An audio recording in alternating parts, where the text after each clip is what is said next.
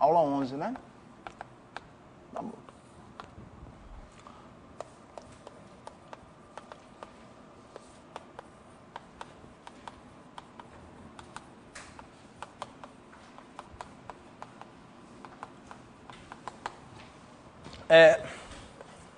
Deixa eu avançar um pouquinho, eu vou querer falar um pouquinho, talvez essa semana ainda, falar um pouquinho para finalizar o capítulo 1. E aí, bichão? 100%?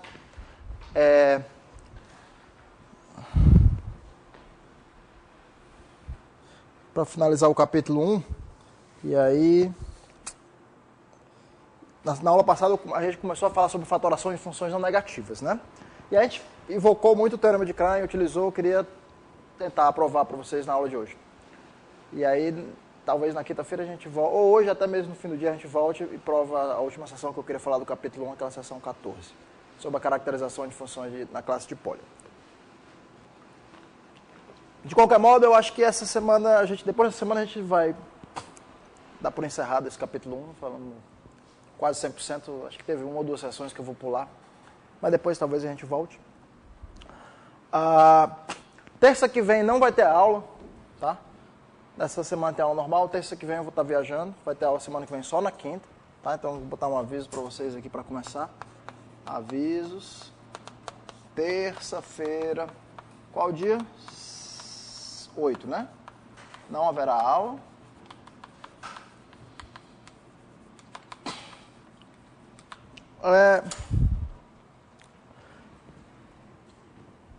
Eu queria fazer alguma coisa para justificar a digníssima nota que eu vou dar para vocês no final do curso.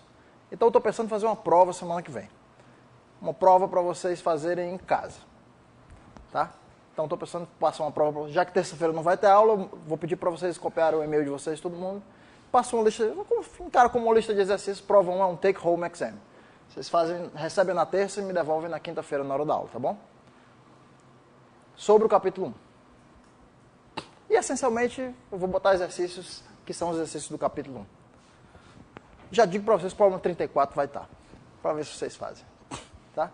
Então me faça o favor, pega uma folhinha de papel e me presta uma folhinha de papel, Daniel, para vocês copiarem todo mundo os e-mails.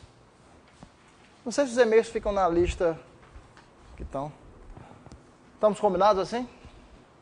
Alguém tem alguma objeção? Você tem prova de probabilidade na quinta.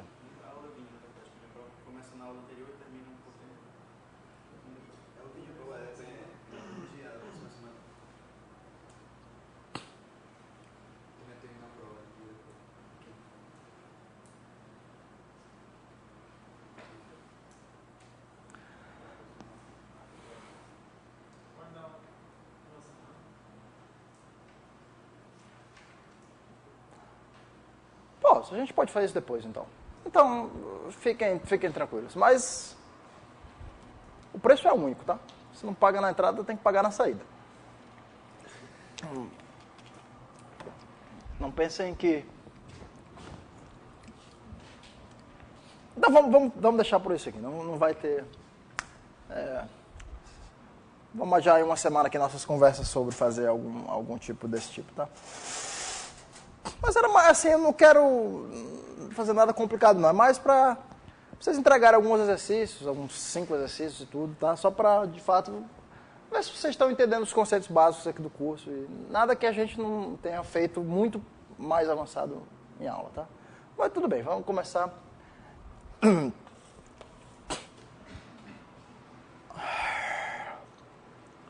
Nosso objetivo de hoje, eu queria provar para vocês o seguinte teorema. Vamos lá. Então, vamos.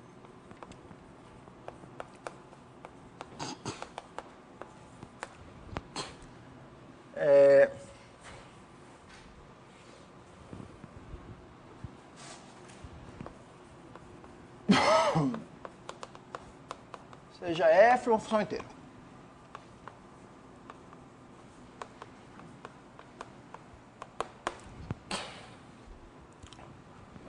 Vamos lá. São equivalentes.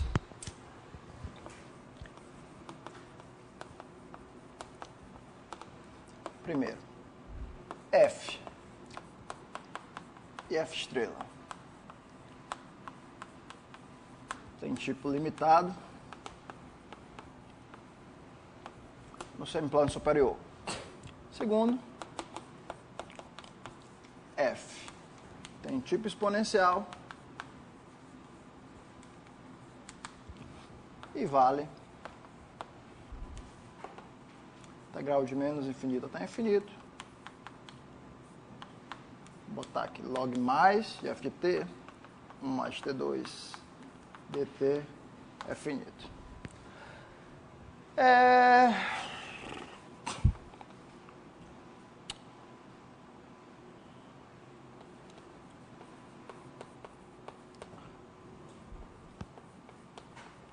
Então vamos lá. Caso uma das afirmativas anteriores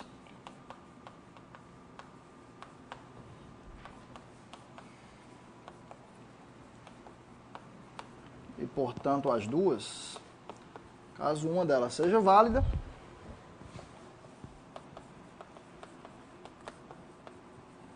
temos ainda que o tipo exponencial, vou botar aqui tal de f, é igual ao máximo dos dois tipos médios, né? V de f estrela. Tá?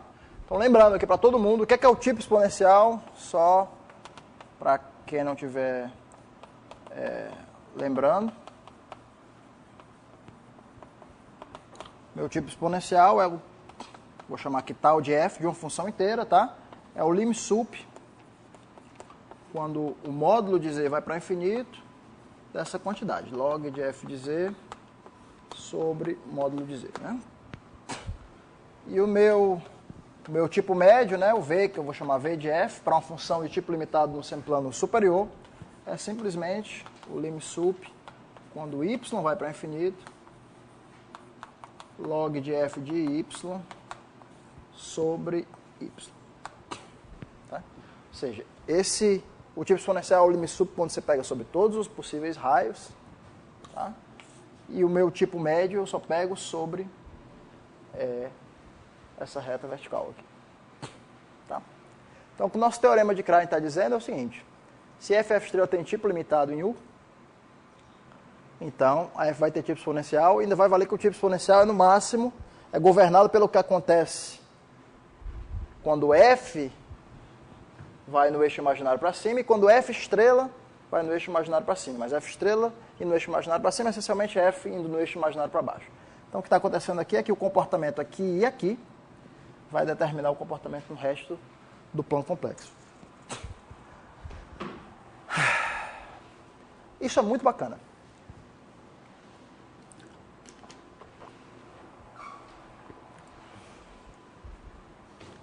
Isso é muito bacana, né?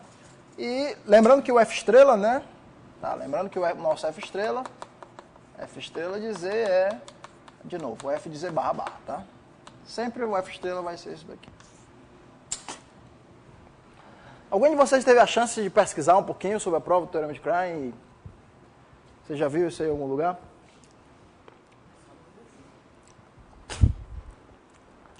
Eu acho que o paper original do Klein, se eu não estou enganado, é de 1946. Né? E eu tinha muito visto falar, né, e inclusive já tinha usado esse teorema várias vezes, né, mas esse final de semana eu realmente parei e fui desvendar a prova. Infelizmente o paper original do Klein é em russo. E eu não consegui nenhuma tradução, nenhuma versão do paper original traduzido. Então eu peguei e imprimi o paper mesmo em russo, botei no Google Translator, e aí ficou uma merda a tradução assim.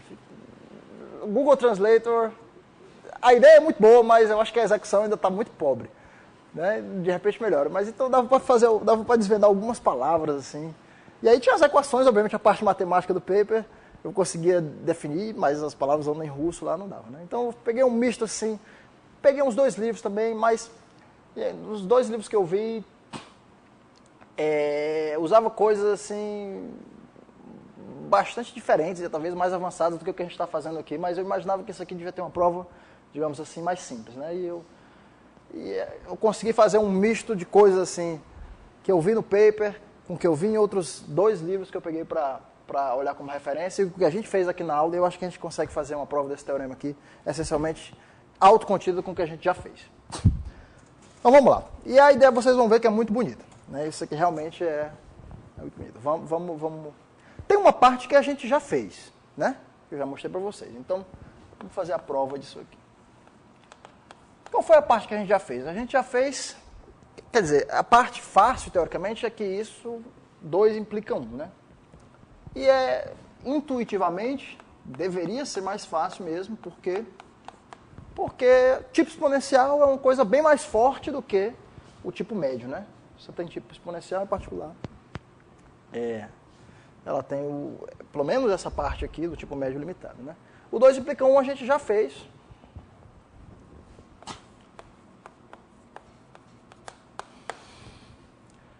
Vamos lembrar como é que a gente fez. Na verdade, a gente provou um teorema que dava condições para uma função ser de tipo limitado, né?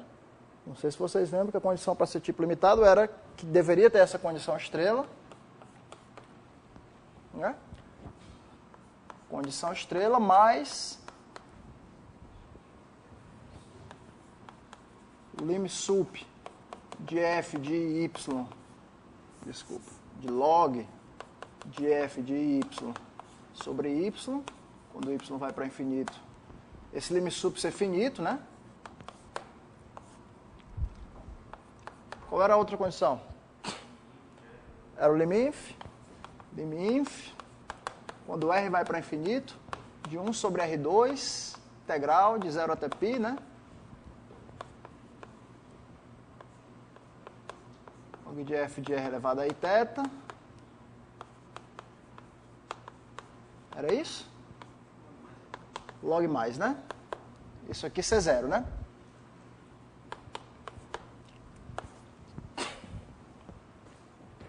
Isso aqui ser 0. Então, essas 3 condições aqui implicavam bounded type. Tipo limitado, né?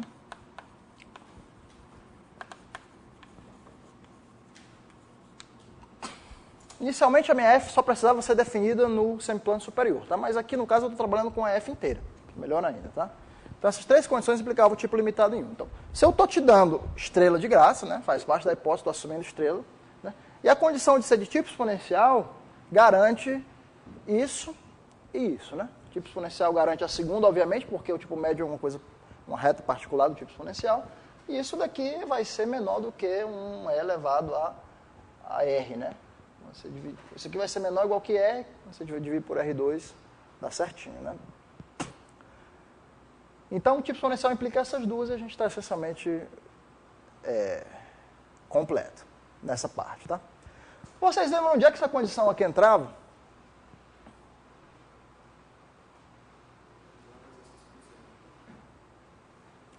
Para que eu tinha que ter essa condição aqui? Essa condição aqui na prova, se vocês lembram, certo? Ela servia para usar um teorema de Fragment-Lindelof, né? Servia para usar um teorema de Fragment-Lindelof quando eu tinha uma coisa que era só num quadrante, certo? Quando eu tinha só num quadrante, então eu redefini uma função que levava o meu semiplano superior nesse quadrante, e aí esse R2 virava R, e aqui virava a minha função com raiz de R. E isso aqui dava exatamente a condição de Fragment-Lindelof se eu rebatizasse f de raiz de R como sendo G. Tá? Então daqui que tinha esse R2 para cá. Então, essencialmente, essa ideia vai aparecer na nossa prova já já. Essa ideia de que se eu tiver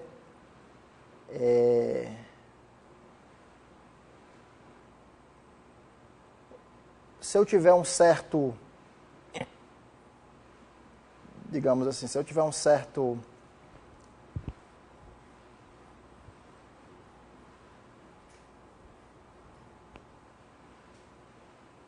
controle sobre o tipo exponencial dessa minha função, eu posso, se eu tiver um controle sobre a ordem da minha função, certo? Se ela tiver tipo exponencial, ela quer dizer que ela tem ordem 1, certo? Se ela tivesse ordem 1, eu estou quase apto a usar o meu teorema de Fragment-Lindelof se eu botasse aqui R1 mais epsilon. Essencialmente assim, se eu quisesse usar. Aí vocês vão ver como é que vai aparecer, né?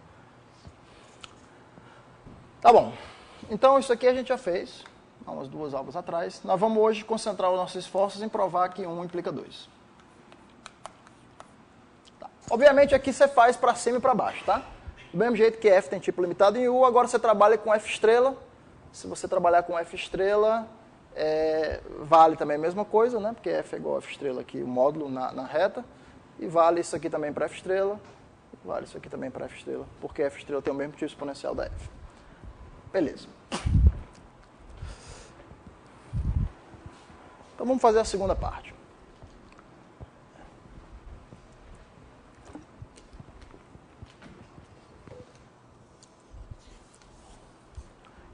O que é que eu quero fazer primeiro? Vamos primeiro provar. Então vamos dividir isso aqui em várias partes. Vou botar aqui parte 1.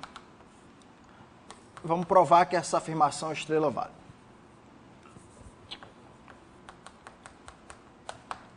Vamos primeiro provar que isso aqui vale. Na verdade, eu afirmo para vocês que isso vai ser uma mera consequência do fato de f ser inteira, ou seja, portanto, contínuo até o eixo, e de tipo f de tipo limitado em u. Você nem precisa de f estrela, não.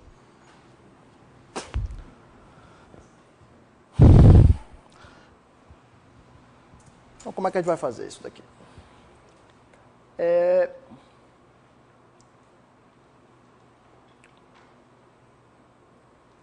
Vamos lá. Então, vamos lá. F tipo limitado em U.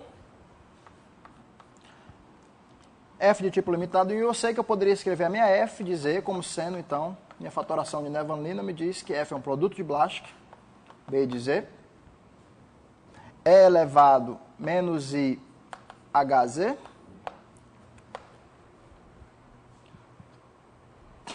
vezes uma função aqui é elevado a G de Z, onde eu conheço a parte real da G, né? Onde eu conheço a parte real da G. Ou seja, isso aqui vale onde... Na verdade, vamos escrever... Deixa eu escrever F igual a B de Z, elevado a menos HZ. Vamos escrever aqui F1. F1 de Z, né? Onde a minha F1 de Z, eu sei que ela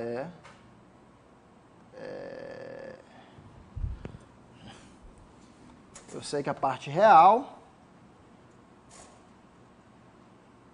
Não, eu sei que o log do módulo de F1 de Z, né? Que é a parte real da... Se eu escrevesse essa minha F1 como sendo E elevado a G de Z, se eu tirar o módulo, fica E elevado a parte real da G, se eu tirar o log, fica a parte real da G, né? Então, isso aqui eu sei que era igual a Y sobre π, integral de menos infinito até infinito, uma certa medida d nu de t menos x quadrado mais y ao quadrado. Né? Onde essa medida aqui era uma medida onde... Lembra que essa é uma diferença de duas medidas não negativas, né? E valia essa condição aqui. D nu, se eu pegasse módulo, né? Se eu pegasse a variação total dessa medida, isso aqui seria finito. Legal. Eu quero convencer vocês simplesmente que o d nu aqui eu quero convencer vocês que esse d nu de t é simplesmente log de módulo de F1 de t dt. Essa é a minha afirmação.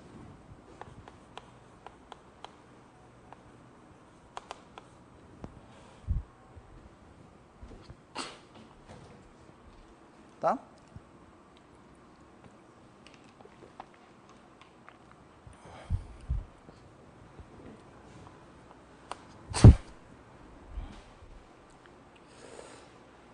Essa é a minha afirmação.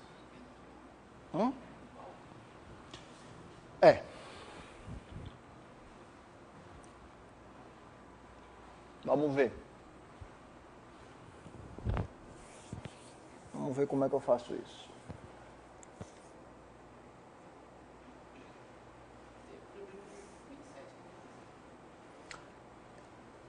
Mas isso aqui, de certa forma, é porque uma situação mais fácil do que o problema 27, porque é a sua função inteira. Bom, 27 a função era só definida no semiplano superior e com módulo contínuo até o bordo. Então isso aqui você pode usar com a função inteira para te ajudar em alguma coisa. Deixa eu...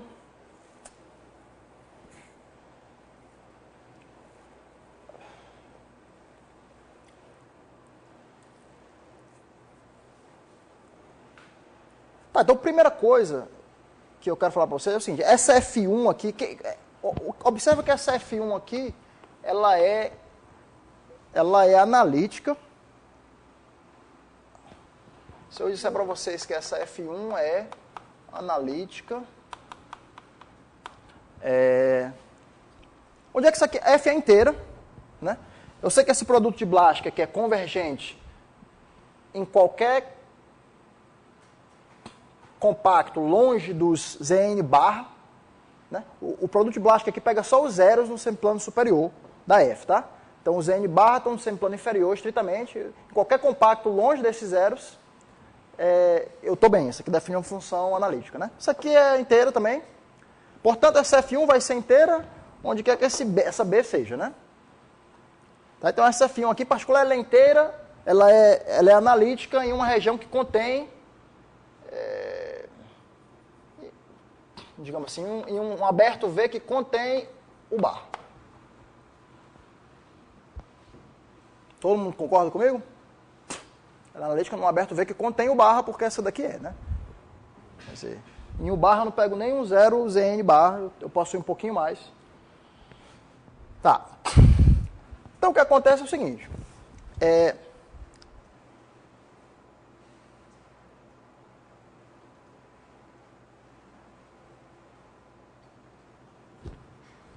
então, lembra que você podia escrever, né? Na verdade, essa F1 era E elevado a G de Z, que a gente poderia escrever como sendo duas funções. E elevado a menos P de Z sobre E elevado a menos Q de Z e a parte real de P e Q não negativas, né? Tá? Então, você sabe que log de F1 de Z é igual à parte real. Parte real de Q de Z menos a parte real de P de Z. Tá? Se eu botasse aqui num Z mais IY, isso aqui ficava Q de Z mais IY, deixa eu escrever, Q de Z mais IY menos real de P de Z mais IY. Tá?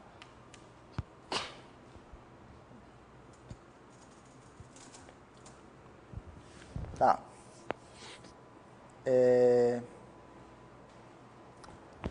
Essa minha parte real de Q, né? Lembra que era esse cara aqui que era a integral de menos infinito até infinito de D no 1 de T, né? E esse daqui era o D no 2 de T. Tá? Onde esse meu D nu aqui era D no 1 menos D no 2. Isso aqui é as diferenças medidas não negativas. O que eu quero dizer para vocês é o seguinte, só se eu for um pouquinho para cima, se eu botar aqui no Z mais Y, eu já sei que, nesse caso aqui, né, isso aqui fica a integral de menos infinito até infinito. Esse D nu aqui ele passa a ser a própria real de Q de T mais Y sobre, quer dizer, Y sobre π, T menos x ao quadrado mais Y ao quadrado. E esse outro aqui, mesma coisa, né? Real de pt mais y sobre t menos x ao quadrado mais y ao quadrado.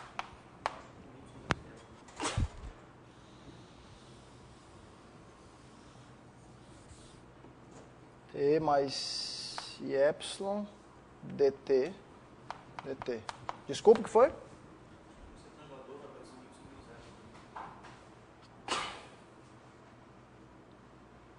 Não, é isso mesmo, né? O xy aqui é o z, né?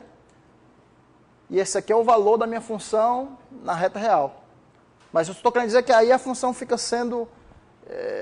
a gente viu na primeira parte que se uma função se ela tem a parte real não negativa e ela é contínua até o eixo dos reais, isso aqui vale, né? Ou seja, o que eu quero dizer é que isso daqui então vira... E observe que não tem um fator na frente, tá? Não tem um fator na frente aqui, um AY na frente, que poderia ter, porque se você juntasse aqui as duas e dividisse por Y e mandasse para infinito, vai para zero por causa disso aqui. Tá?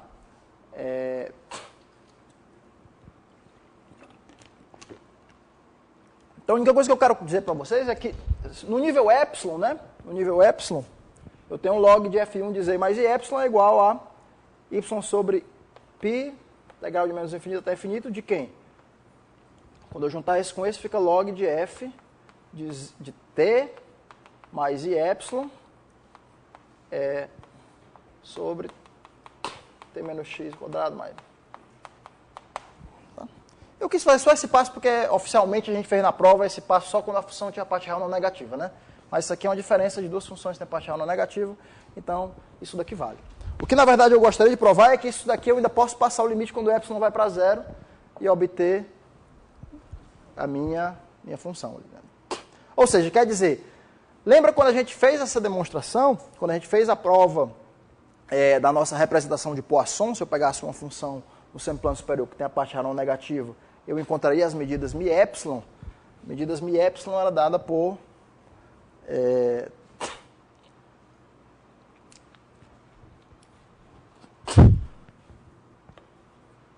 vamos botar aqui, eu poderia definir medida no epsilon, função no epsilon de x, que era dada por integral de 0 até x, dessa minha função aqui, né, log de f de t mais i epsilon, de 0 a x. Tá? Essa era a minha função no epsilon de x, então d no epsilon é exatamente esse cara aqui, dt. Isso aqui é o que acontecia no nível epsilon. E essa medida aqui, limite, a minha d nu, simplesmente, a gente viu que eu podia escolher, a minha nu de x era simplesmente o limite em epsilon, quando o epsilon vai para zero, de v epsilon de x. Eu podia escolher uma subsequência que convergia pontualmente para uma função. Quer dizer, nesse caso aqui a gente fez para funções não decrescentes, né? Mas aí eu escrevia cada uma das minhas no epsilon, eu teria que escrever como sendo nu 1 epsilon menos nu u2 epsilon. No caso daria a mesma no epsilon aqui, pegar uma subsequência convergente da nu 1 epsilon, nu 2 epsilon e tentar ver esse cara aqui. Tá? O que eu quero mostrar para vocês é que eu posso passar o limite aqui sem problema. Aqui é F1, tá? Aqui é F1. Eu posso passar o limite aqui sem problema. Todo mundo lembra disso aqui? Mais ou menos? Como foi que a gente fez, né?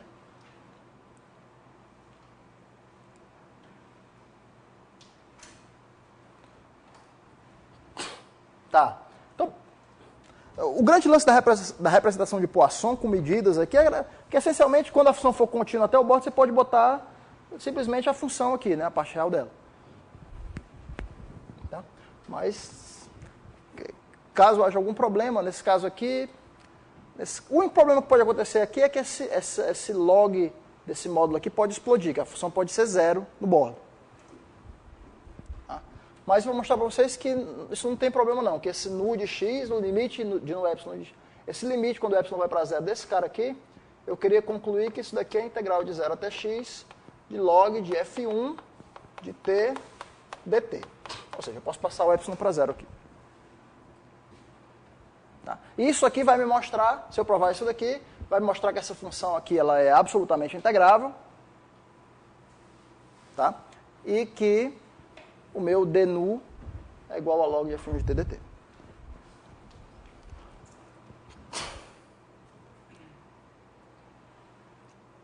Por que eu posso passar esse limite aqui quando o epsilon vai para zero? Então, o que você tem aqui é o seguinte. Então, você está aqui só no intervalo 0x, parei, aqui estou no intervalo compacto, 0x, tá? E tenho aqui a minha função f1. Estou integrando esse cara aqui, esse log de f1.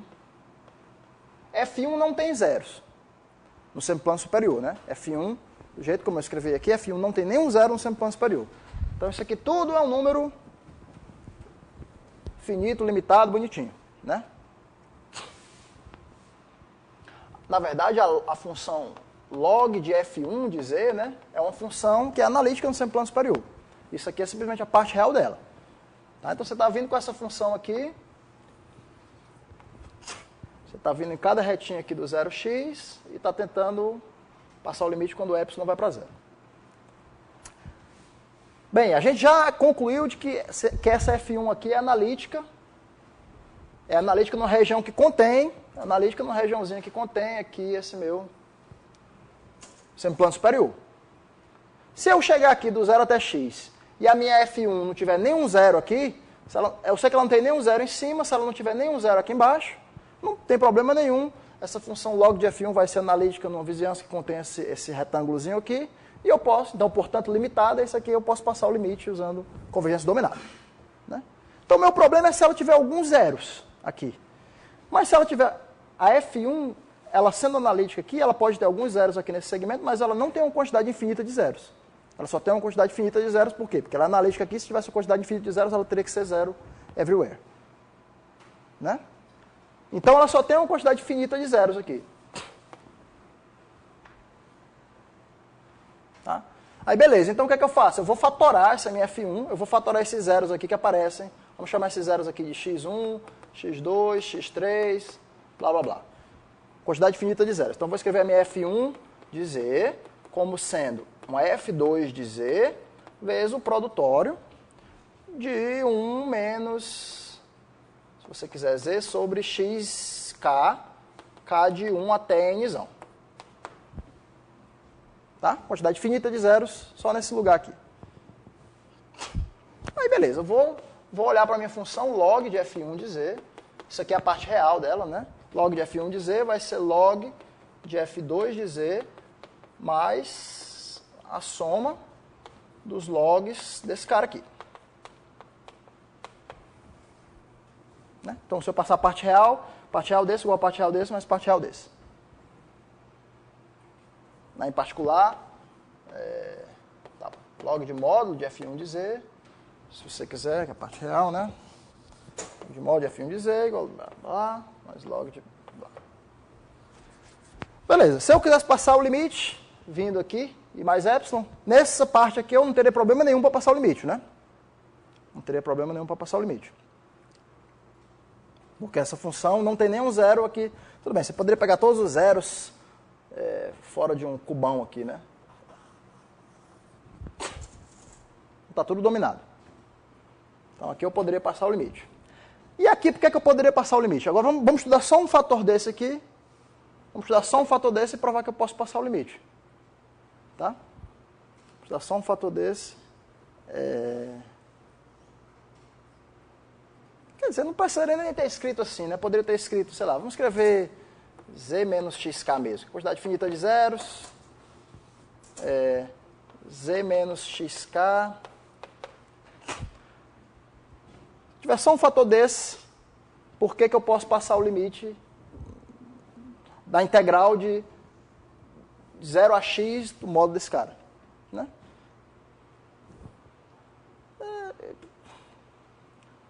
Vamos lá, vamos investigar esse fator aqui. Isso aqui eu posso passar o limite por quê? Porque, vamos supor que eu tenho só um... Vamos pegar um zero aqui, um xk. Suponha sem perda de generalidade que eu estou pegando o 0xk. Suponha, sem perda de generalidade, que eu estou pegando o 0xk igual a 0. Tá? E estou querendo integrar, na verdade, em vez de integrar de 0 até x, vamos botar aqui que eu estou integrando num compacto, sei lá, menos 1 até 1, qualquer compacto aqui. E eu estou integrando a função que é log de z. Log de módulo de z. Eu quero integrar log de módulo de z. Certo? Então eu estou vindo daqui, ó. Aqui para cima eu estou com a integral de menos x até x, isso é qualquer compacto, menos x até x, de log de módulo de quem? De z mais i epsilon, t mais i epsilon, dt. Gostaria de concluir que isso aqui vai para a integral de menos x até x de log de t dt. Porque log de t é uma função integrável ainda, né? Na singularidade. Esse aqui é o grande catch aqui. Você tem uma função que é integrável, log de t é uma função que explode quando t vai para zero, log de módulo de t, mas ela explode sendo integrável. Tá? Então você pode usar simplesmente que... Você pode usar aqui um teorema da convergência dominada, né? Porque em cada passo, Quem é o log de módulo de t mais y? É simplesmente o log de módulo de t2 mais epsilon2 raiz quadrada. Né?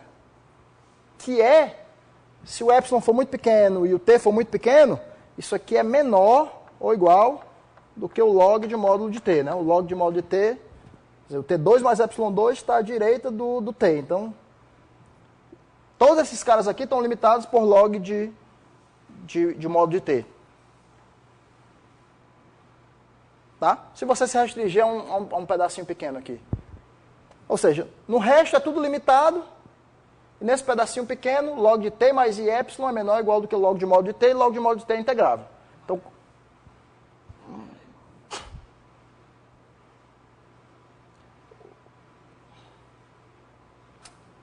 módulo disso aqui, né?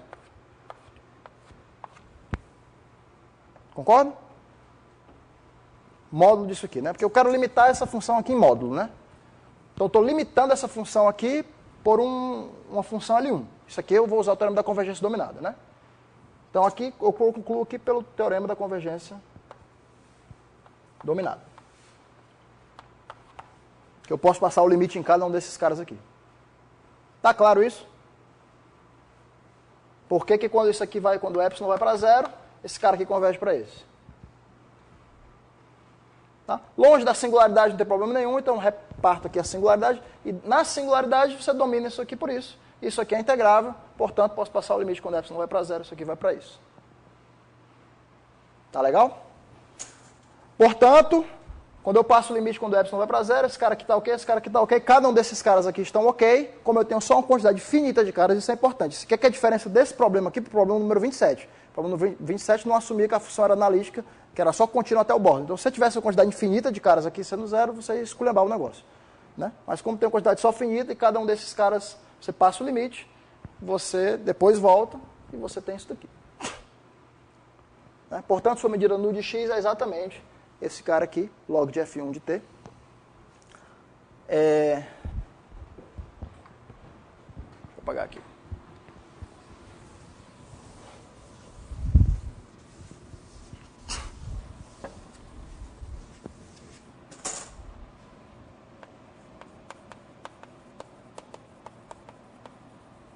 Note ainda que esse log de f1 de t, quando t é real, o que acontece quando t é real? Quanto é que vale o b de t, quando t é real? O módulo de b de t é 1, né? Se você estiver na reta dos reais. Então, você passar o log desse cara aqui é 0. Ou seja, lembra que vale isso daqui, né? Log de f de z, módulo de f de z, é igual a log de b de z, menos iht, né? Então fica mais hy, mais esse log de f1 de z. Tá? O problema é que quando o z for real, né? Quando o z for real, isso aqui dá 0, isso aqui dá 0. Ou seja, isso aqui me implica que o log de f de t é igual ao log de f1 de t para t real. Portanto, o que você conclui daqui é que essa sua medida, né, d nu de t, que a gente fez ali, é igual a log de módulo de f de t dt.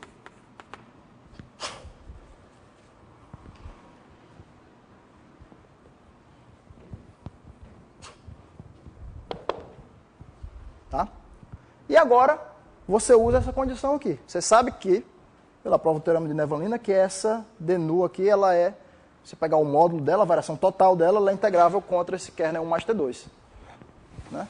Portanto, isso aqui me implica que integral de menos infinito até infinito.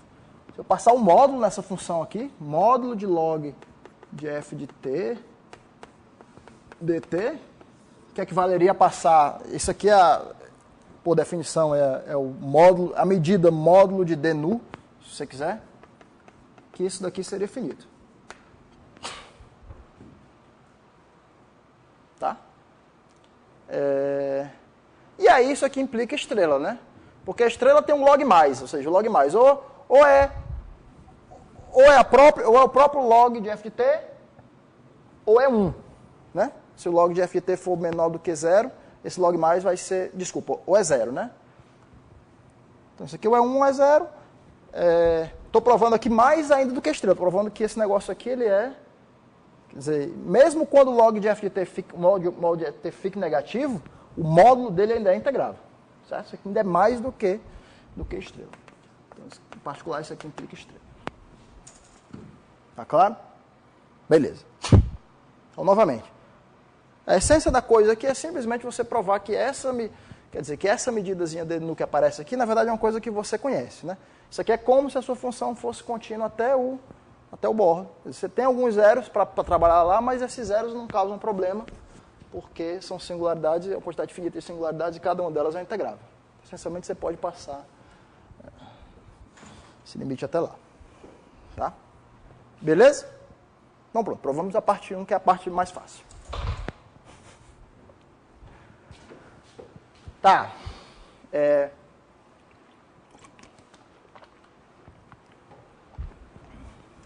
Vamos pro... Deixa eu apagar agora. Aqui.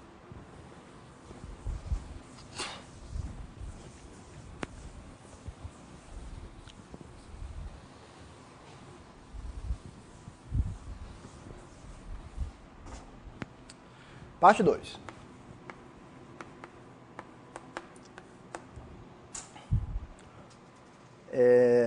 Agora vamos provar que ela tem tipo exponencial, tá?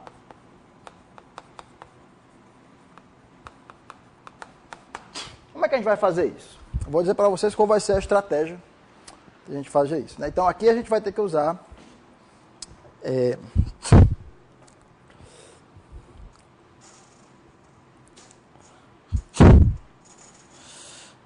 como é que eu vou falar? Eu vou fazer o seguinte.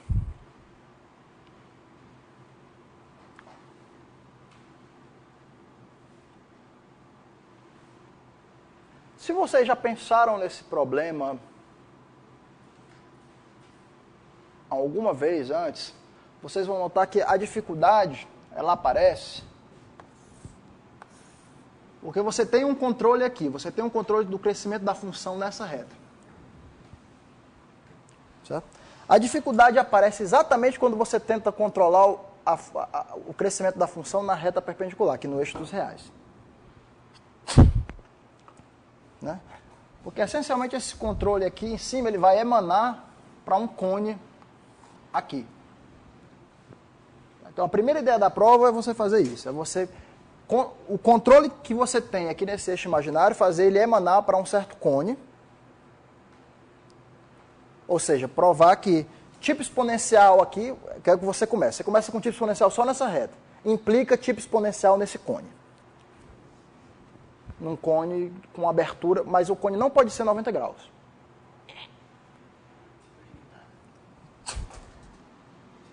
Tipo limitado aqui em cima, quer dizer, tipo exponencial nessa reta. Tipo exponencial nessa reta, essa aqui vai ser a minha primeira... vou botar aqui, tipo exponencial em z igual a iy, implica tipo exponencial em um cone. Um cone, eu vou chamar aqui o delta. Abertura delta aqui.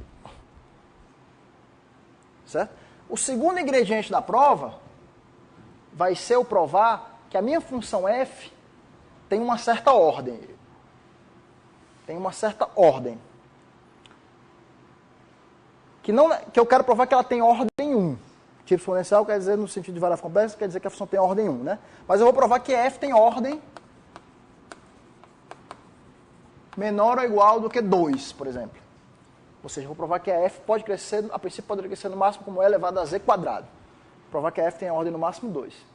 Ora, mas eu sei o seguinte, eu já provei que ela vai ter tipo exponencial nesse cone aqui, portanto, vai ter a mesma coisa, vai valer para baixo, né? E vai sobrar só esse pedacinho aqui. E aí mas eu vou usar que f tem ordem 2, e ela vai ter tipo exponencial nos bordos do cone. Ela vai ter tipo exponencial nos bordos do cone. E aí o lance é eu fazer o ângulo suficientemente pequeno para poder usar que ela tem ordem 2 e cair na condição de Fragment-Lindelof. Certo? Em outras palavras, se esse ângulo aqui for menor do que π sobre 4, por exemplo, esse cone aqui tem uma abertura suficientemente pequena, porque quando eu for abrir de novo para o Fragment-Lindelof, essa ordem 2 aqui, ela vai virar uma coisa que vai me permitir usar o teorema como a gente enunciou para o plano, por exemplo. Do mesmo jeito que aquele R2, que esse R2 aqui matava. Certo? Então, a filosofia da prova é usar Fragment-Lindelof to conclude. Tem esses 3 passos. Tá? Expandir o tipo exponencial para cá, provar que ela tem ordem 2 e depois usar o Fragment-Lindelof nesse cone pequeno. Beleza. Qual que vocês querem fazer primeiro?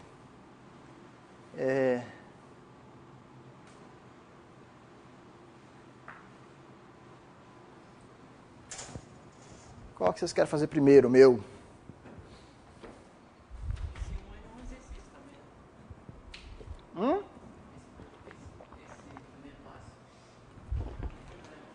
É um dos problemas?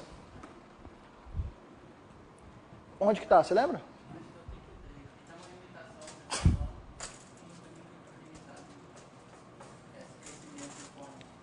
Ah, agora que você está falando é que eu lembrei mesmo. De fato é.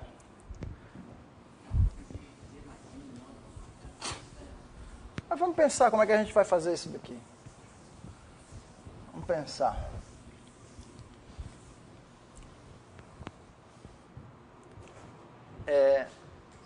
Vamos pensar. Então eu queria só... Vamos lá, vamos agora... Vamos agora tentar provar, vamos investigar junto o primeiro passo. Tipo exponencial nessa reta implica tipo exponencial nesse cone, tá? Então vamos lá, defina...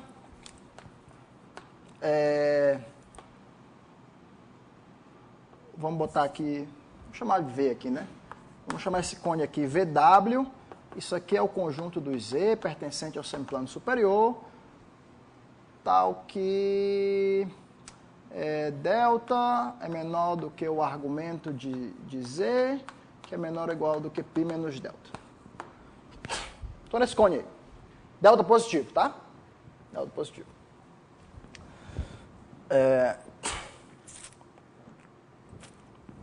Certo? Delta que é maior do que zero.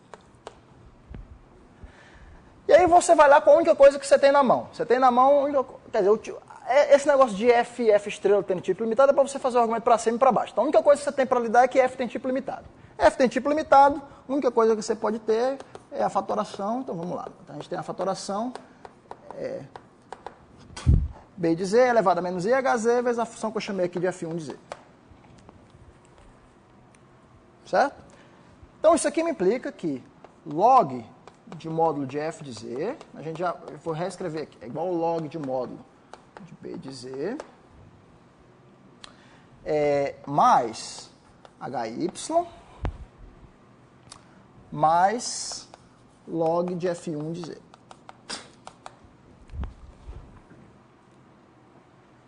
Tá legal? Legal.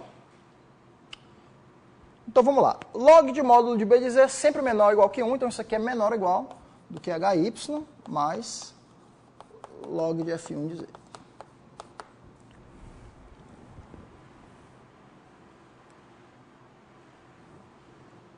Tá?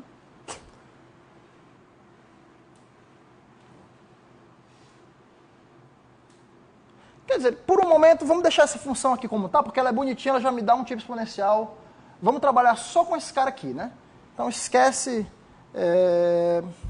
Na verdade, deixa eu reescrever essa última linha, em vez de reescrever só da seguinte forma. O log de F de Z, em módulo, é menor ou igual do que o log dessa função aqui, menos IHZ, F de 1 de Z. Né? Porque o log do módulo dessa daqui é menor ou igual que 1. Beleza. Então vamos olhar só essa função aqui. Lembra que o log de módulo de F1 de Z, isso aqui era igual a y sobre π, integral de menos infinito até infinito, de uma certa medida, d nu de t, t menos x quadrado mais y quadrado. Onde esse d nu, na verdade, a gente viu que era log de f de 1 de t dt. Mas não importa, só quero usar aqui o fato que essa medida aqui ela é integrável, ela tem variação finita com o denominador 1 mais t2, tá? Então lembra disso daqui.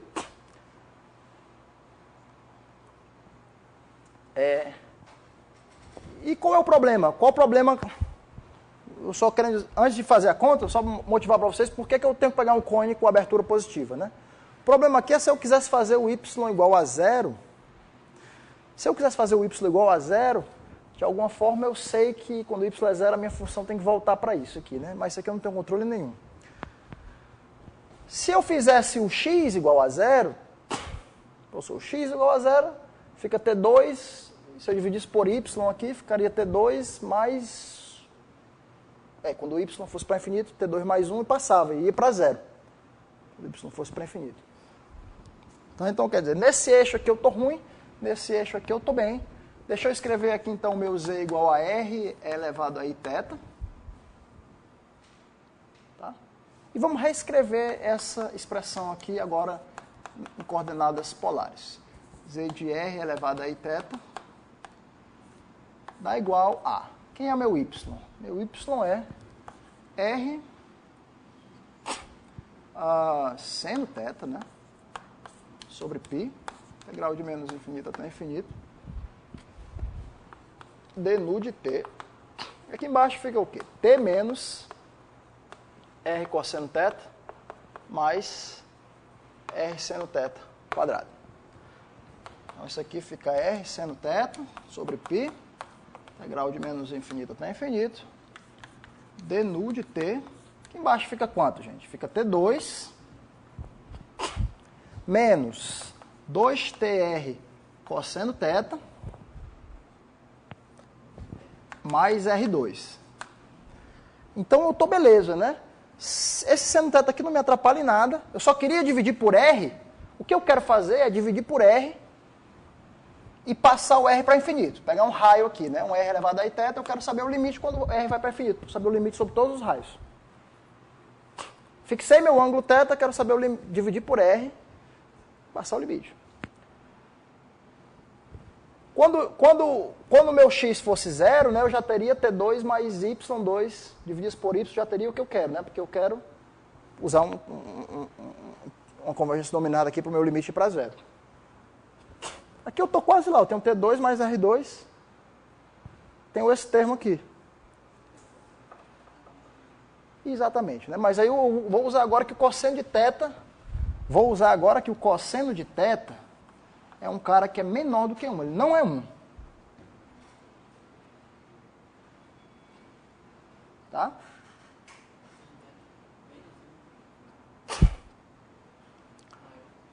Cosseno de θ em módulo, ele é menor do que 1. Ele é menor do que um certo 1 menos epsilon. Certo?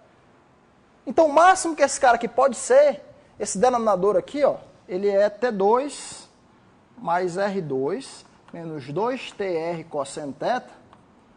Esse denominador aqui, eu sei que ele é sempre positivo, né? Porque ele, obviamente, é uma soma de quadrados. Ele é sempre positivo. Ele é maior ou igual do que T2 mais R2 menos 2TR vezes, sei lá, o máximo que esse cara aqui poderia ser, que é 1 menos epsilon. Né? Agora eu uso uma média geométrica aqui, né? Isso aqui é maior ou igual do que T2 mais R2. 2TR é no máximo T2 mais R2. Isso aqui eu estou usando que média aritmética maior ou igual do que a média geométrica. Isso aqui vezes o menos epsilon. Isso aqui então me dá epsilon T2 mais R2. Agora esse epsilon aqui é um epsilon de delta, né? Um epsilon dado por esse ângulo aqui. Um epsilonzinho pequeno. Ou seja, a gente chega à conclusão de que isso daqui se esse denominador é maior ou igual do que isso daqui, então essa minha fração fica menor ou igual do que R seno θ sobre π, integral de menos d nu de θ sobre T2 mais R2. Tem um certo epsilon aqui, mas o epsilon de delta. Portanto,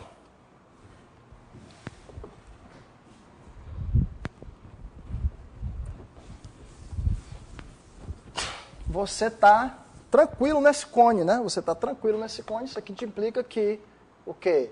Log da sua F1 de R elevado a I θ em modo dividido por R, isso aqui dá menor ou igual do que seno de θ sobre π, esse epsilon de delta, integral de menos infinito até infinito, d nu de t sobre T2 mais R2.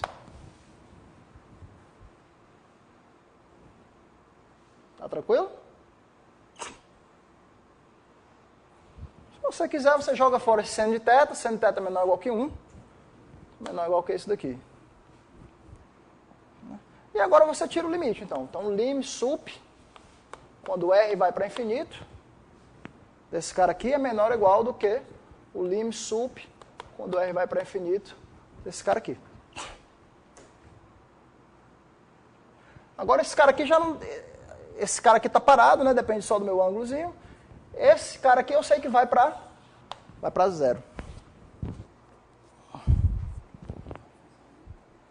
Esse cara aqui vai para zero. Esse cara que vai para zero quando o R vai para infinito, né? Independente do ângulo nem nada. Então, isso aqui esse cara aqui vai para zero. Esse aqui seria... Esse lim sup desse cara aqui seria zero, né? Mas, talvez...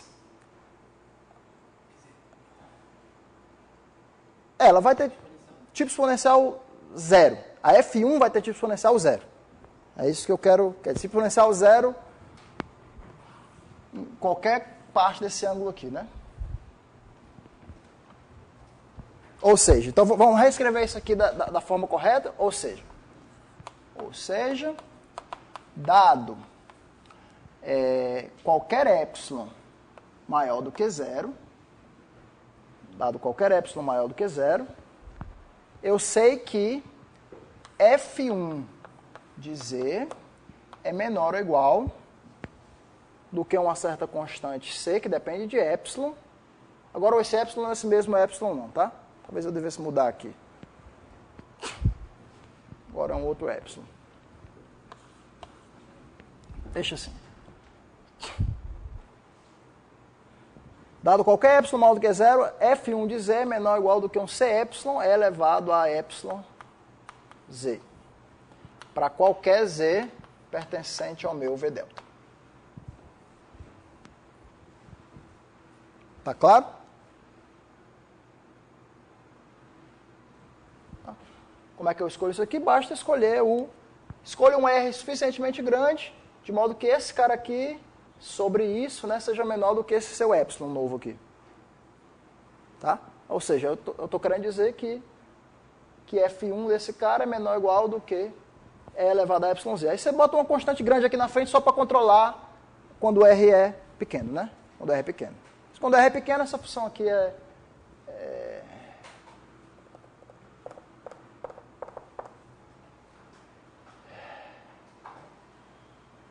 Essa função aqui, obviamente, é analítica, então quando R é pequeno, é limitada, não tem problema. Tá claro isso aqui?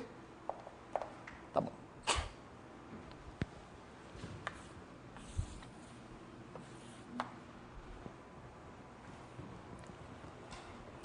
Aí pronto, então quem é que fica sendo a minha F? Quem é que fica sendo a minha F? Isso aqui me implica que... E esse epsilon aqui é qualquer, tá? Qualquer epsilon... Existe uma constante C epsilon, tal que isso aqui vale. Essa função aqui, isso aqui é a mesma coisa que dizer que F1 tem tipo exponencial zero nesse cone. Isso é importante dizer. E esse epsilon aqui não é o mesmo desse epsilon aqui, tá? Estou mudando aqui a notação ligeiramente. Isso aqui, então, quem é a minha F de Z? Módulo F de Z fica sendo igual a E elevado a HY vezes módulo F1 de Z. Tá? Então, isso aqui é menor ou igual do que Cy elevado a, vamos botar aqui, H, Y mais YZ, se você quiser. É que eu não quero trocar esse H, eu podia botar aqui H mais YZ, mas esse H aqui eu quero permitir que ele possa ser negativo, certo? Esse cara pode ser negativo. Então, por isso que eu não quero botar ele junto aqui.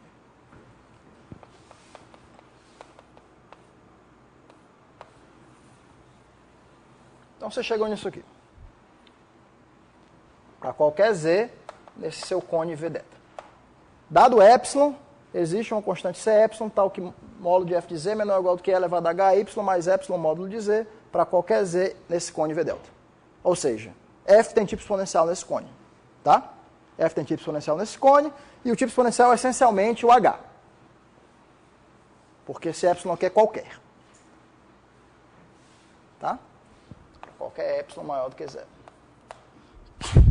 Em particular, ela satisfaz essa estimativa aqui na borda do cone. Beleza. Até aqui, tudo tranquilo?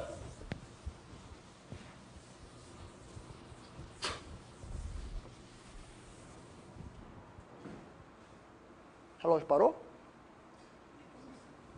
Ih, caraca, que horas são? 6h15? Hoje a gente vai acabar isso aqui. Um pouquinho mais tarde. Já que vocês não vão ter aula na terça, então você reparte a aula da terça, bota metade para hoje. Vamos lá. Eu estava olhando para o relógio ali, estava... Não faltava 15 para 6. Então foi 1, certo? Foi 1. Beleza. Vamos provar agora 3. Vamos tentar usar o fragment Lindelof aqui para acabar.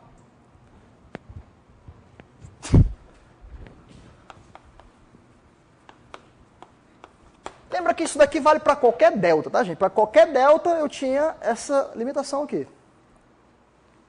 Então, professor, por que você não pega logo o delta muito pequeno, muito pequeno? Tudo bem, mas por mais pequeno que você pegue, vai sempre sobrar essa reta aqui para você estimar o que acontece na reta, né? Mas aí você poderia tentar argumentar de outra forma, mas professor, rapaz, essa integral aqui é finita. Então quer dizer que a f não pode ser muito grande nessa reta. A f deve ter um tipo exponencial aqui. Se a f fosse f de t igual a e elevado a t, note que isso aqui já não convergeria, né? Então a f, teoricamente, não pode nem ser tão grande na reta ali, né? Então você poderia tentar usar esse tipo de coisa, né? Pegar o delta tender para zero e tentar controlar f pontualmente por essa estimativa integral. Mas esse aqui é o problema, você não consegue controlar pontualmente por essa estimativa ali, né? Mas a ideia é você usar esse teorema de fragment Lindelof. Então, como é que a gente vai fazer? A gente vai começar. Suponha 2. Suponha que a gente conseguiu provar. Suponha que a gente conseguiu provar que existem constantes alfa e beta positivas, tais que f de z seja menor ou igual do que alfa elevado a beta z quadrado. Para qualquer z. Suponha que você conseguir provar que essa função tem ordem 2. Tá? Vamos usar 1 e vamos concluir.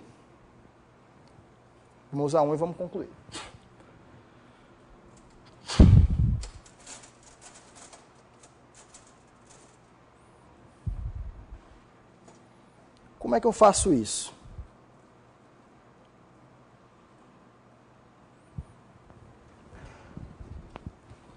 Então a ideia é você tomar um delta, digamos, menor do que π sobre 4. Toma um delta menor do que π sobre 4. Você vai ter esse cone aqui.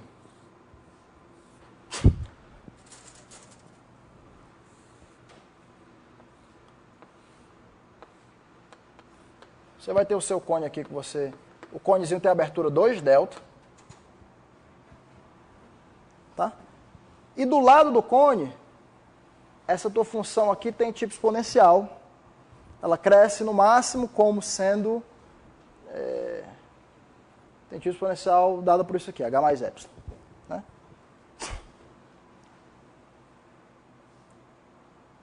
Tá, então, vamos agora trabalhar nessa situação. Tá? Vamos trabalhar na situação que eu estou com um cone aqui, estou com uma função aqui que cresce no máximo como sendo e elevado a tal 1. Vamos pegar um tal 1 r é o raio, e aqui ela cresce como no máximo é elevado a tal 2R. Vamos botar o mesmo tal. Aquela classe como sendo tal R e aquela classe como sendo tal R. Ela tem essa limitação aqui e aqui. É porque, na verdade, ela vai ter essa limitação H em uma, né? E aqui na outra ela vai ter o H correspondente ao F estrela, né? O H estrela, digamos assim. Aí você pega o maior dos dois e está limitado por E elevado a tal R aqui, está limitado por E elevado a tal R aqui.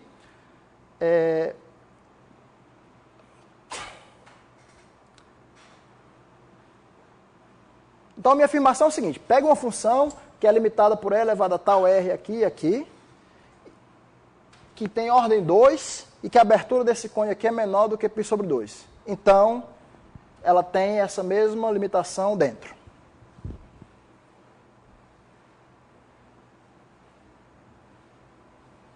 Tá? Ou seja, estou querendo dizer o seguinte, né? Que F... Tome uma F de Z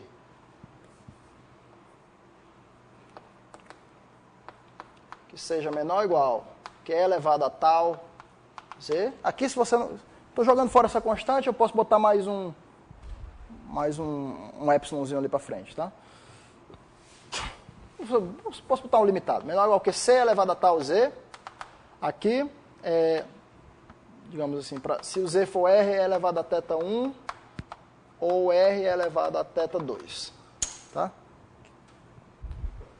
Delta ou menos delta.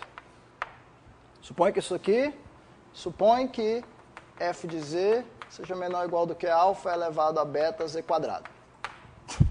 E suponha que esse delta é menor do que π sobre 4. Então, eu afirmo para vocês que essa limitação aqui vale F de Z menor ou igual do que C elevado a tal Z. Vale dentro desse cone aqui, vamos chamar esse cone aqui, a gente chamou de V delta, vamos chamar esse outro cone aqui de W delta. Em W delta. Isso é o teorema de Fragment-Lindelof. Tá? Isso aqui é o teorema de Fragment-Lindelof. Só quero convencer vocês disso aí. Só quero convencer vocês disso aí.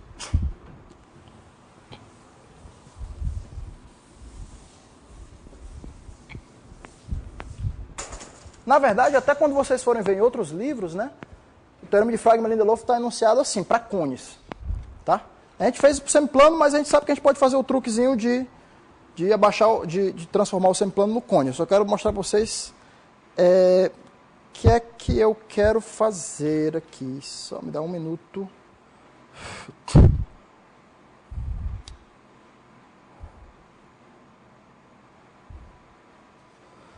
Deixa eu... Então tá. Então...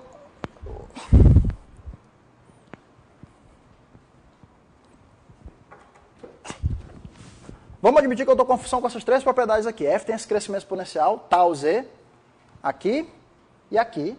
F tem ordem 2 e esse cone tem abertura menor do que π sobre 4. Vamos modificar essa F primeiro.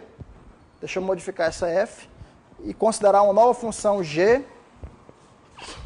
Considerar uma função G de Z como sendo F de Z vezes E elevado a, vou botar aqui, menos tal mais epsilon sobre cosseno de θ Z. Isso aqui é a função inteira também, certo? Peguei o tal mesmo que tem lá, botei um epsilonzinho para frente. Um epsilonzinho para frente. O que é que você sabe sobre essa sua função G agora? O que é que você sabe sobre essa função G? G continua tendo ordem 2. Algum alfa e beta, não tem problema. Estou botando só um termo aqui de ordem 1. O que é que você sabe agora sobre a G no bordo desse cone aqui? Delta, delta. No bordo desse cone aqui, o Z vai ser quem? Vai ser módulo de Z elevado a I delta. Vai ser módulo de Z cosseno θ mais I módulo de Z seno θ.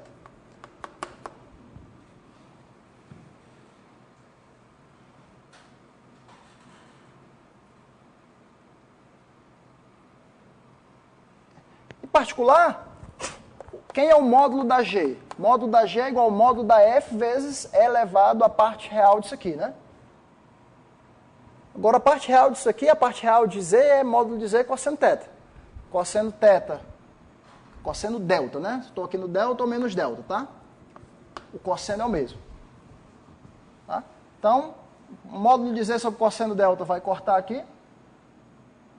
Vai ficar E elevado a menos tal mais epsilon vezes o módulo de Z. E elevado a menos tal mais epsilon módulo de Z. Mas a F cresce no máximo como E elevado a tal módulo de Z. Então isso aqui vai ser menor ou igual do que uma constante. Nos bordos do cone. Tá? E eu continuo com o meu cone menor do que π sobre 4.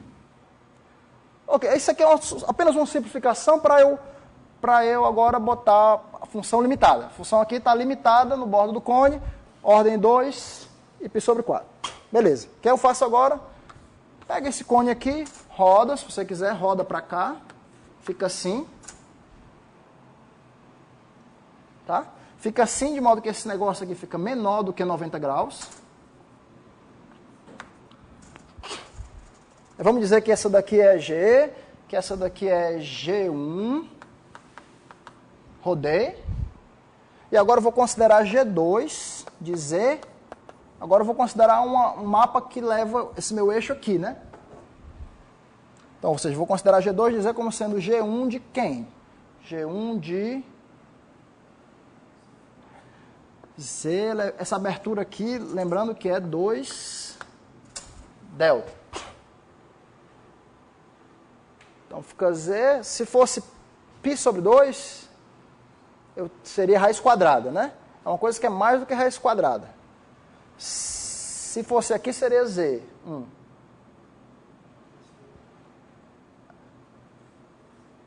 Então é Z elevado a 2 delta sobre π. Você considera G2 de Z igual a G de Z elevado a 2 delta sobre π. O que é que esse mapa faz? Z elevado a 2 delta sobre π. Ele pega o meu semiplano superior e leva nesse setor. Vocês concordam? Tá? Quando 2 delta for π sobre 2, isso aqui fica sendo raiz quadrada de Z. Raiz quadrada de Z, eu sei que vai daqui e vai para cá, né? Então, esse mapa aqui, esse mapa Z em Z elevado a 2π, 2 delta sobre π, ele leva o meu semiplano superior nesse setor. Tá? Então, esse aqui é o meu setor W delta linha, né? Rodei. E agora você usa, né? Porque agora o que é que você sabe sobre G2, então? G2 é limitada nos lados, né? G2 é limitada aqui, que esse cara fica aqui, é limitada aqui. Então, G2 é limitada até aqui, é contínua até o bordo. Então, essa função G2, ela é uma função que é analítica no semiplano superior, ou contínua até o bordo, limitada aqui no bordo. E G2 de Z é o quê?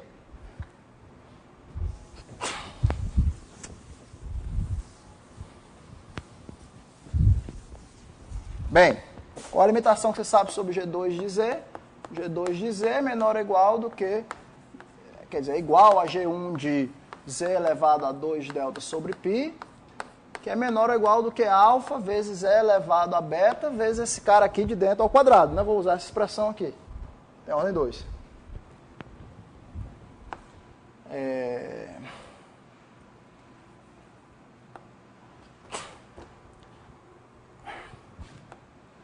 Módulo de Z elevado a 2 delta sobre π ao quadrado. Ou seja, fica 4 delta sobre π. Daí a hipótese que o delta é menor do que π sobre 4. Então isso aqui é menor ou igual do que alfa E elevado a beta. Isso aqui é... Esse cara aqui é menor do que 1. Se esse cara aqui é menor do que 1, vale a minha condição do Fragment-Lindelof, né? Vale que lim_inf, quando R vai para infinito, integral 1 sobre R, integral de 0 até π de G2, de R elevado a I θ, seno de θ, dθ, é 0, né?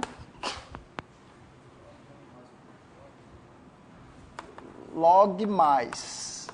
Isso aqui é a condição do Fragment-Lindelof, né? Log mais. Por quê? Porque o log mais isso aqui é menor do que R elevado a uma coisa que é menor do que 1. Se eu trocar simplesmente por essa estimativa, integral de 0 a π fica π vezes isso, mas aqui eu estou dividindo por R. Então isso aqui implica, pelo Fragment-Lindelof,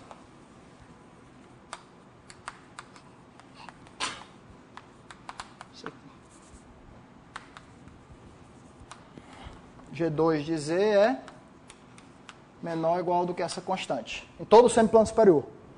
Aí você volta. G2 de Z é menor ou igual a constante em todo o semiplano superior, G1 é menor ou igual que essa constante nesse cone. Portanto, G de Z, que é igual a esse daqui, né? Portanto, isso aqui implica que F de Z vezes E elevado a menos tal mais epsilon sobre cosseno de delta Z, módulo disso daqui, menor ou igual que uma constante C nesse meu setorzinho aqui. W delta. Ora, mas isso aqui quer dizer então que sua F de Z é menor ou igual do que C vezes E elevado a menos W mais cosseno de delta sobre Z. Se você quiser, você pode botar assim, né?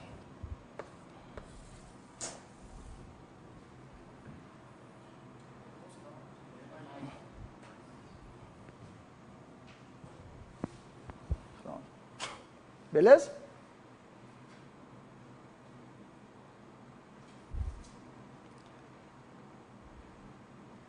Lembra que esse epsilon era arbitrário, tá?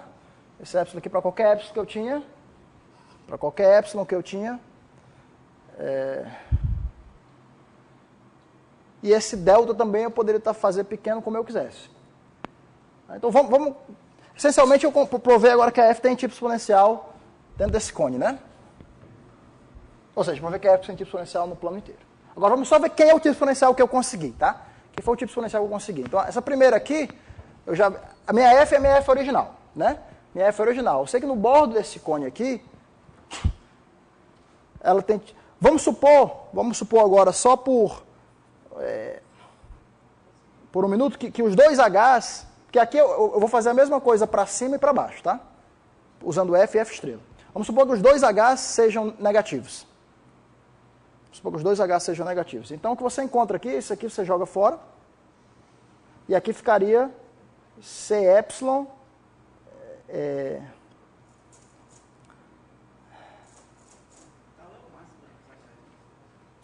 o máximo dos Hs, né? Por que um dos Hs tem que ser positivo? Não negativo, pelo menos.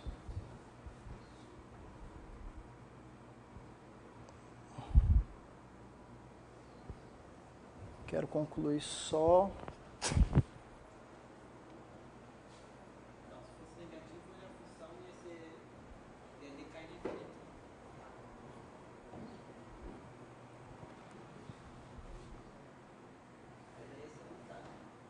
Se fosse negativo, ela vai ter tipo exponencial 0.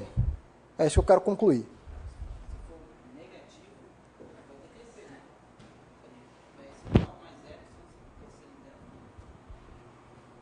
Pois é, mas aqui eu tinha só tal y, tá? Aqui eu estava querendo fazer só com essa parte aqui. Eu estava querendo separar essa parte aqui, né? Separar e fazer com F1. Fazer o negócio com F1 e depois botar o fator que sobra.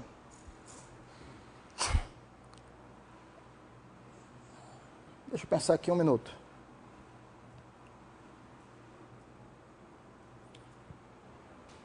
Então aquele tal é tão pequeno quanto isso aqui. Isso. Vamos começar a pensar por esse caso aqui. Se os dois Hs fossem negativos, o que não pode acontecer, se os dois Hs fossem menores ou iguais que zero, tanto o H como o H estrela fossem menores ou iguais que zero, tá? Na verdade, essa limitação desapareceria e a sua F seria menor ou igual que E elevado a epsilon z para qualquer epsilon. Tá? Qualquer epsilon pequeno. Então você teria E elevado a epsilon z aqui e E elevado a epsilon z aqui. O epsilon seria tal. Onde esse delta é qualquer ângulo que você quisesse. Aí você provou que dentro do cone, ela satisfaz isso aqui, onde você pode botar aqui um 2 epsilon, se você quiser. 2 epsilon sobre cosseno θ. Agora isso aqui vale para qualquer epsilon e para qualquer delta. Que essa constante aqui, a princípio, ela depende de epsilon e depende de delta. Não. Minto.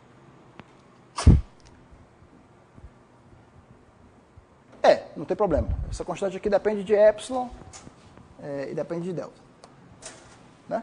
Só que esse delta aqui ele poderia ser tão próximo quanto você quisesse do zero, e esse epsilon que você quisesse poderia ser tão próximo quanto você quisesse do zero. Então você estaria provando que a sua f tem tipo exponencial zero. Certo? Você estaria provando que a sua f tem tipo exponencial zero.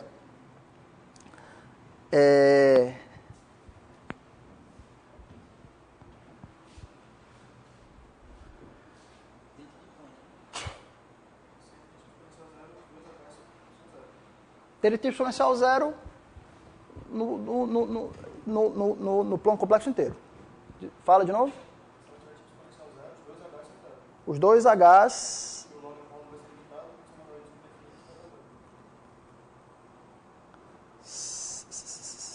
Poderia ser para negativo, né? Os Hs podem ser negativos. É isso que eu quero eliminar, essa possibilidade.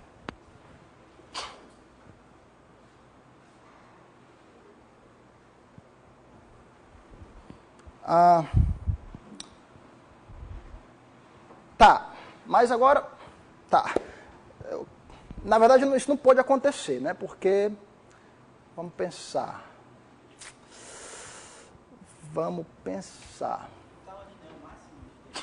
Por que eu tenho que ter um dos Hs não negativo? Por que eu tenho que ter um dos Hs não negativos?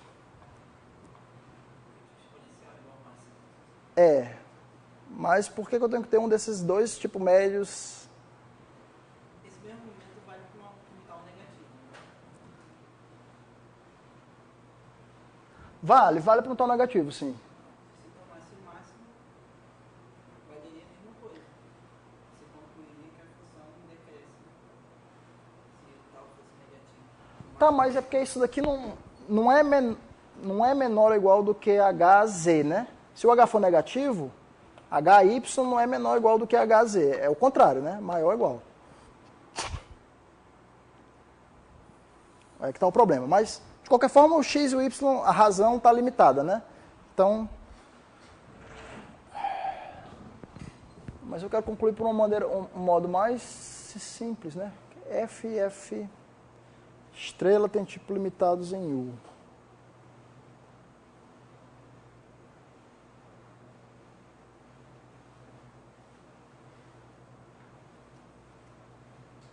Se f tem tipo exponencial zero,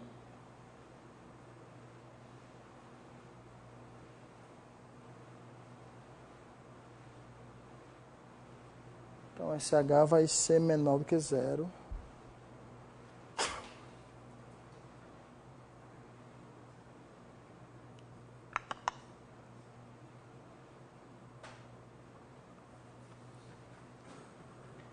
Pode ser o máximo de módulo do estilo médio. Vai ser. Mas uma f inteira não era para ter.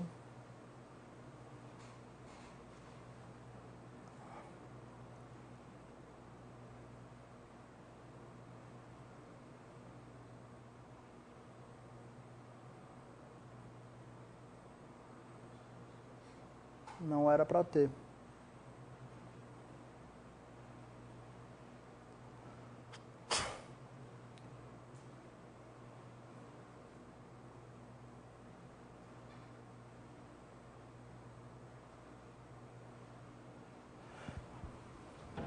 Se um dos H for positivo, né? Aí sim, se um dos H for positivo, eu posso fazer aqui o meu tal, né? Como sendo H mais epsilon. Tá? Meu tal aqui é H mais epsilon, onde esse epsilon é qualquer, e aí eu venho para cá, e aqui eu tenho tal mais um outro epsilon cosseno de delta, onde esse epsilon aqui é outro epsilon qualquer, e o delta está bem próximo de zero. Né? E aí eu faço, então, esse epsilon aqui ir para zero, e encontro que essa função aqui, na verdade, tem tipo exponencial tal sobre cosseno de delta. Né? Como o delta é arbitrariamente também próximo do zero, a minha função f vai ter tipo exponencial tal. Né? E como o meu tal aqui era h mais epsilon, também com epsilon bem próximo de zero, ela vai ter tipo exponencial h. Então ela vai ter de exponencial h para baixo ou para cima. E aí, obviamente, o tipo exponencial então vai ser o maior dos dois h's, que ela vai ser menor ou igual do que o h e o h estrela. Então o tipo exponencial vai ser menor ou igual do que o máximo dos dois h's e pode ser atingido, obviamente, naquela reta vertical. Né? Então aí eu concluo que o tipo exponencial é de fato igual ao máximo entre o h e o h estrela. Tá. Dois tem que ser positivo. Dois pode ser muito negativo. Você tem que pegar o módulo dele. Não, se o outro for muito negativo, eu simplesmente jogo isso aqui para zero, né? Não tem problema não. Eu não pego o módulo dele não. Se o h for negativo, eu queria simplesmente usar que isso aqui é menor ou igual do que epsilon z, para qualquer epsilon. Eu jogo isso fora.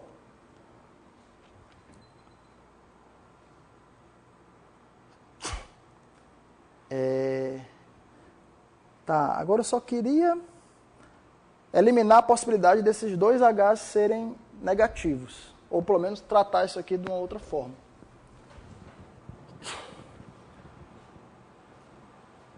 Se esses dois h's forem negativos,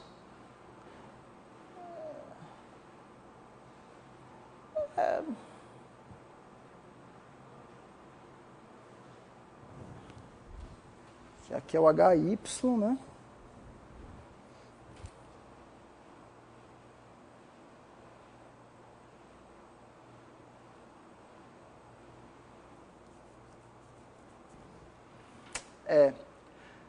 Na verdade, eu acho que eu tenho que dar um passo para trás e recomeçar a prova.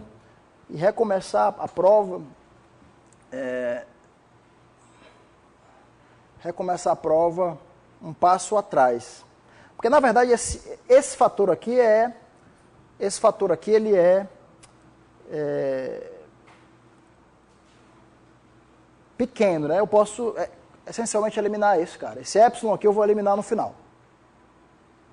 Certo? Então, na verdade, o crescimento que eu tinha que estar em mente era esse daqui, e elevado a hy. Essa função aqui, ela cresce como e elevado a hy a menos de um certo cara aqui. Agora, eu queria então botar...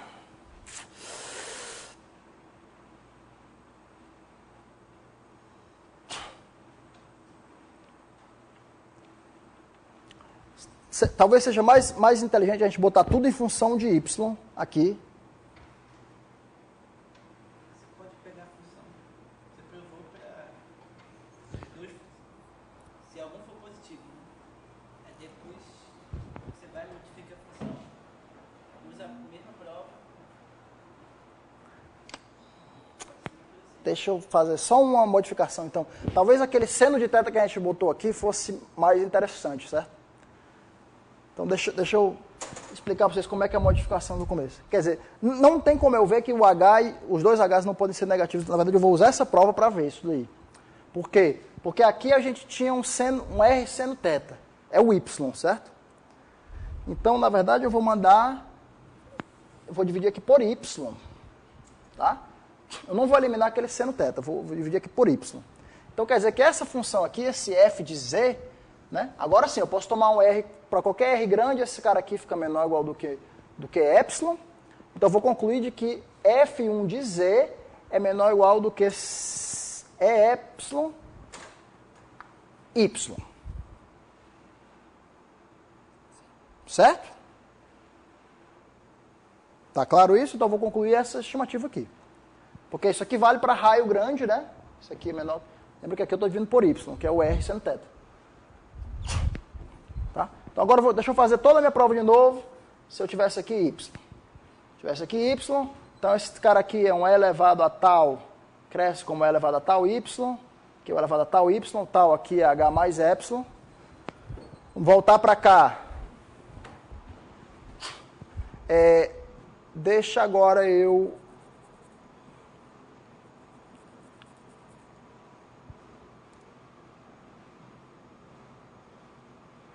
F cresce como é elevado a tal y. Vamos mudar a função aqui agora. Então, essa função aqui que eu tenho que pegar não deve ser tal mais epsilon cosseno θ, tem que ser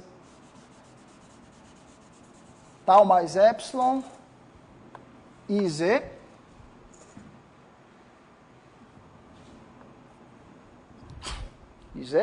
Quando eu botar o z igual a x mais y aqui,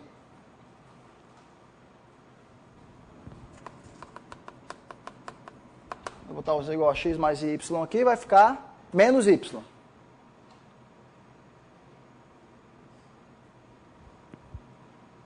Tá? Vou só fazer para vocês. Essa função aqui decresce. Ela cresce no máximo como e elevado a tal y nesse eixo, e obviamente nesse eixo aqui ela cresce no máximo como sendo e elevado a menos tal y. O y aqui é negativo, tá? Ou seja, menos tal y. Deixa eu mudar aqui. Fica f de z menor ou igual que e elevado a tal vezes módulo de y. Esses dois eixos. Blá, blá, blá, blá, blá, blá, blá. E aí eu mudaria aqui. Botaria essa função aqui. Tal mais epsilon e z. Quando eu botasse z, ficaria menos y. E aí, esse cara aqui cresce no máximo elevado a tal y, ficaria menos tal mais epsilon y. Ficaria limitado nos dois lados. Faria a mesma coisa. Concluiria que isso aqui, tal mais epsilon e z, seria menor ou igual que c. Daria f de z menor ou igual do que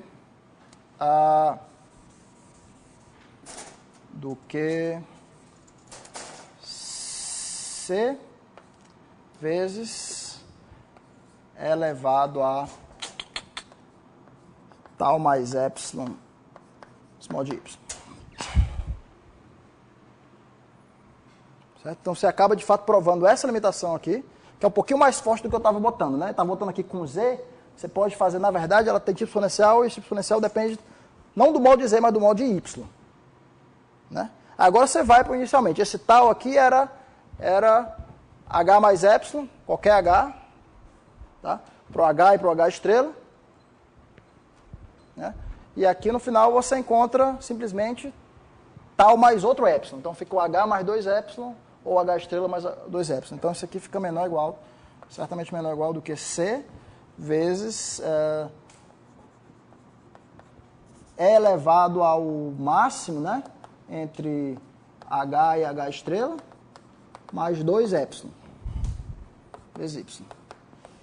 Como o epsilon é arbitrário, estou querendo dizer que essa função aqui, né, f de z, tem tipo exponencial, e o tipo exponencial é o máximo entre h e h estrela.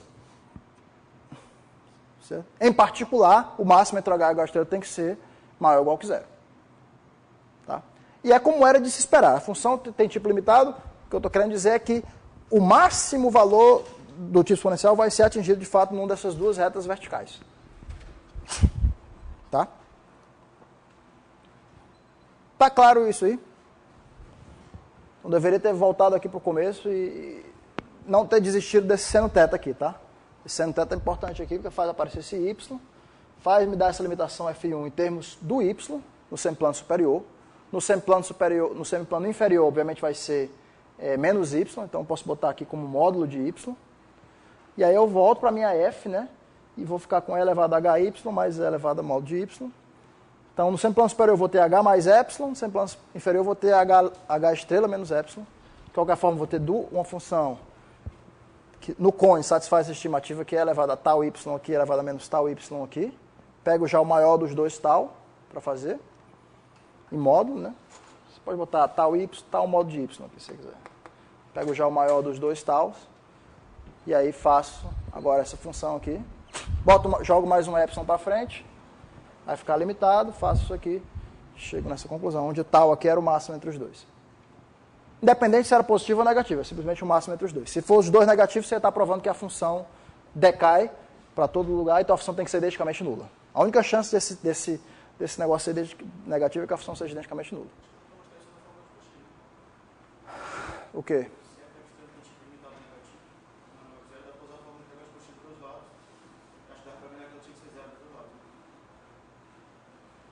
Sim.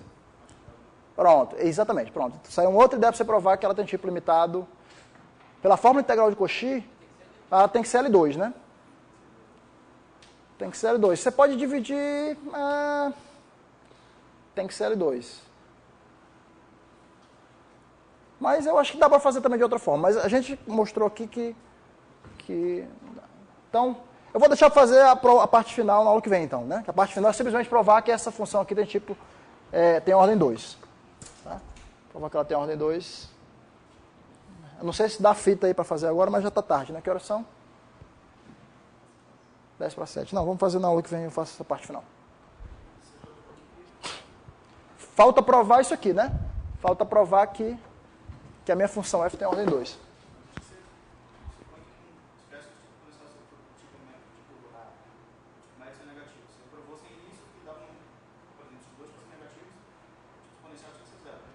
Não, a gente provou que a minha função f, em todo o plano,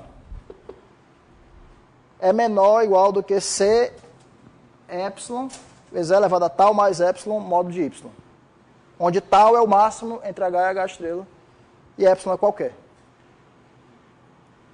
Certo? Se esses caras forem negativos, os dois, então eu vou estar provando que, em particular, f de z vai decrescer.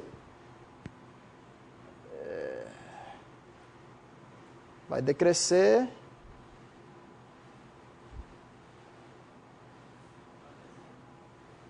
Mas se o y for zero, né? Quer dizer, se o y for zero, ela vai ser limitada, né? Então ela vai ser limitada no plano inteiro, portanto, deveria ser constante. Certo? Deveria ser constante.